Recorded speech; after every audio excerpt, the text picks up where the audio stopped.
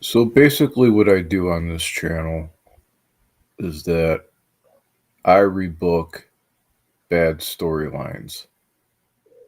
So this is fantasy rebooking. Today I'm rebooking the WWE WCW invasion angle from 2001. So let's get into it. If you like videos like this, leave a like and subscribe, and hit the bell icon for more notifications.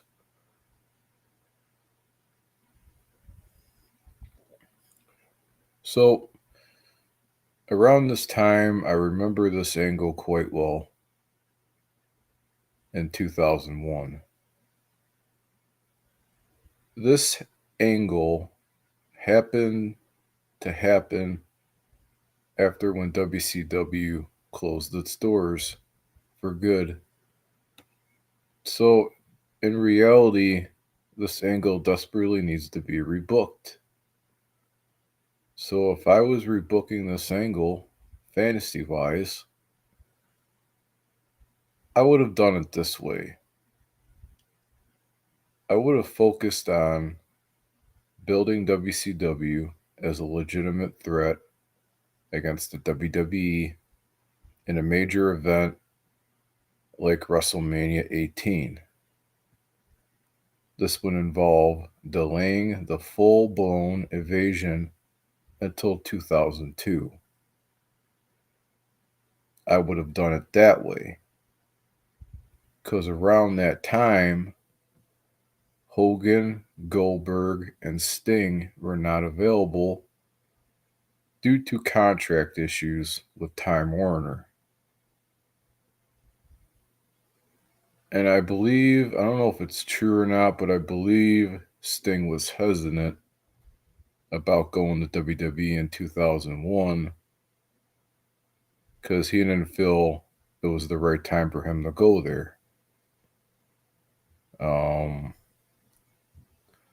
WWE wasn't really on his radar around this time.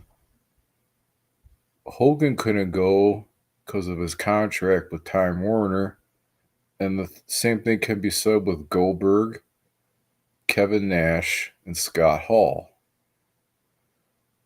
I mean, down the road, they would eventually come in to WWE. But, they were still getting paid by Time Warner. That's why they couldn't go. So,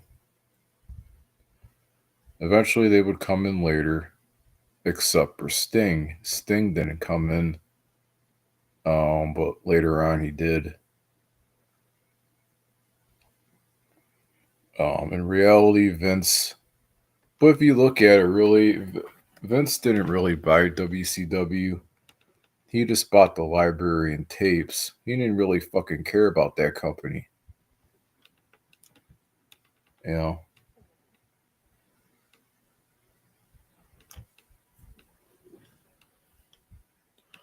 I didn't give a shit about that company either. So rebooking this invasion angle, like I said, I would have delayed the invasion angle until 2002.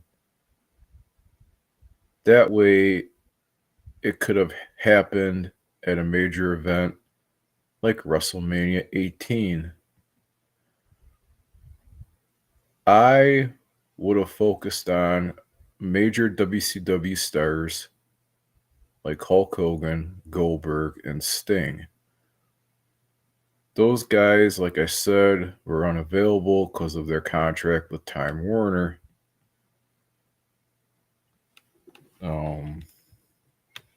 They were still getting paid by Time Warner. That's why they didn't want to go.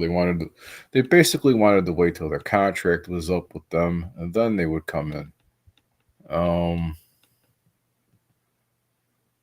In the storyline, I would have built WCW, like I said, as a legitimate force and threat to WWE.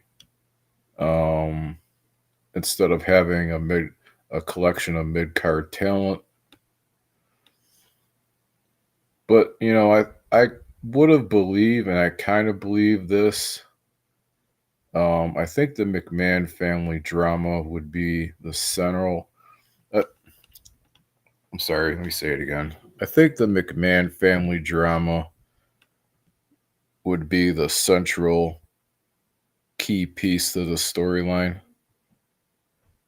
with wrestlers like Chris Jericho and Kurt Angle playing key roles in the build-up. I'm just trying to say that. And mostly, I would have done it this way. I would have ended the invasion angle at WrestleMania 18 with a card featuring dream matches and high stake encounters.